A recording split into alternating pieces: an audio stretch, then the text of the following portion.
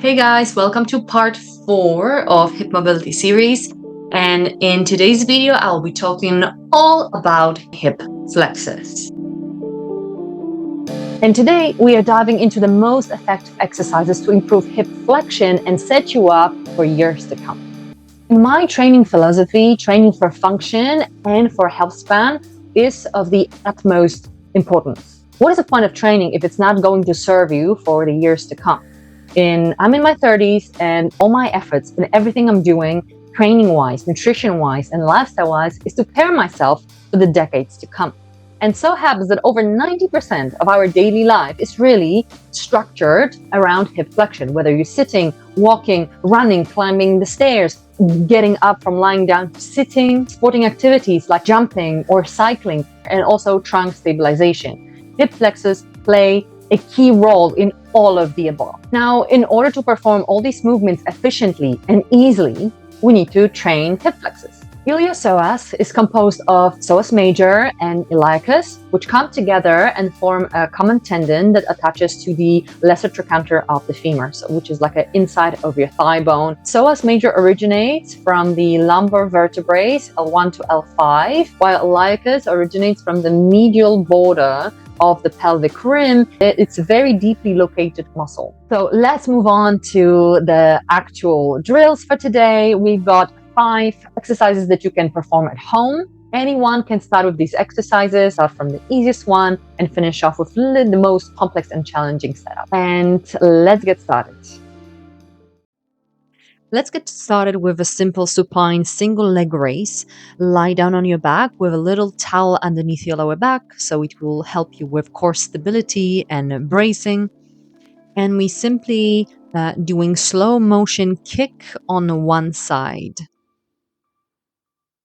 Ideally, you will be performing this kick with a straight knee, which would also involve weak hip flexors like rectus femoris, part of your quadriceps group. Or you can carry on with knee slightly bent if doing straight leg is just too much work. Focus on keeping your trunk really braced and don't move your back. We purely want to move from the hip. As you can see, I'm trying to lift or flex the hip with a little bit more speed and then slowly lowering.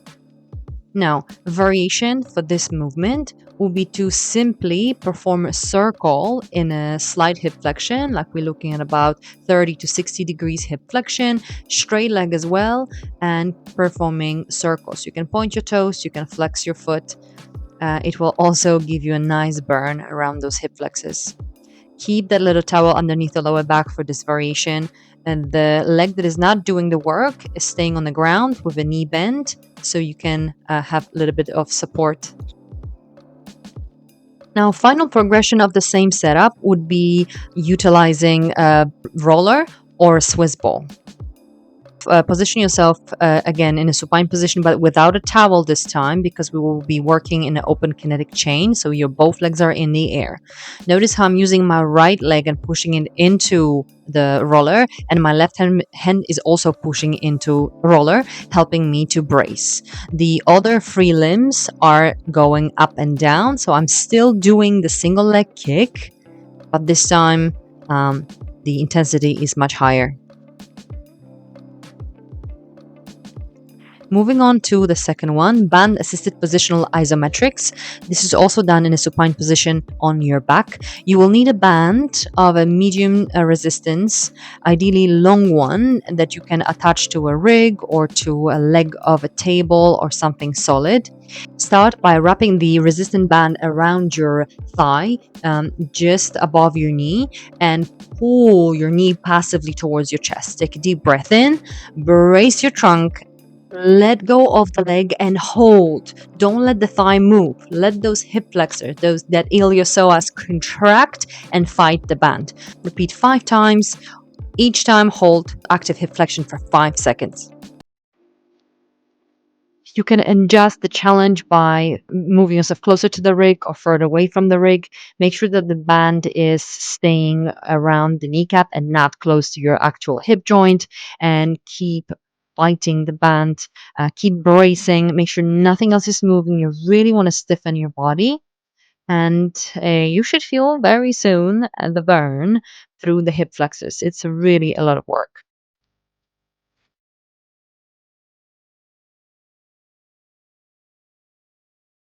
And we're moving on to the third drill with a kettlebell.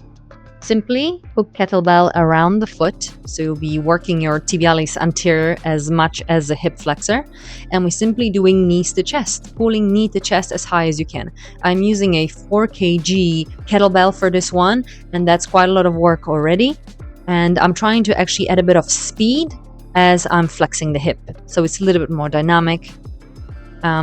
At the same time, watch for pelvic position. We're trying not to tuck tailbone under or move the torso, really ground the foot. Now, for progression, we're going again to positional isometrics. Well, you'll be just like with the band, pulling knee to chest using your hands. So you're going into passive hip flexion, hold for a moment, take a deep breath in, brace everything, and then let go of the knee and hold. You're fighting gravity and you're fighting the weight of your leg and you're fighting the kettlebell on top of it.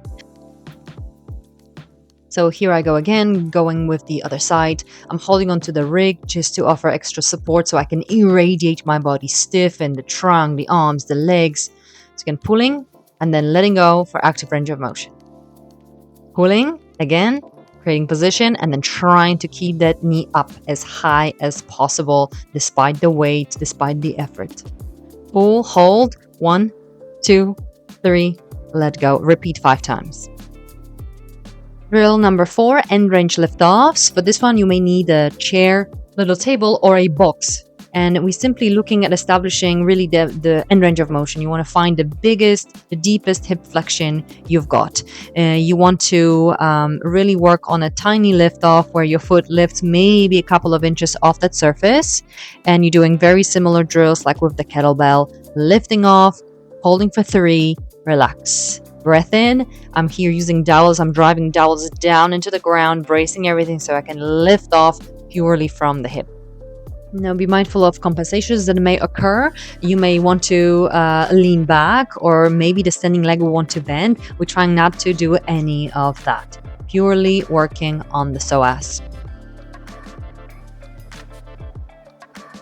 Okay, into the last one. Not sure if this is the hardest, but it's equally challenging depending really how far you will lean forwards or lean back.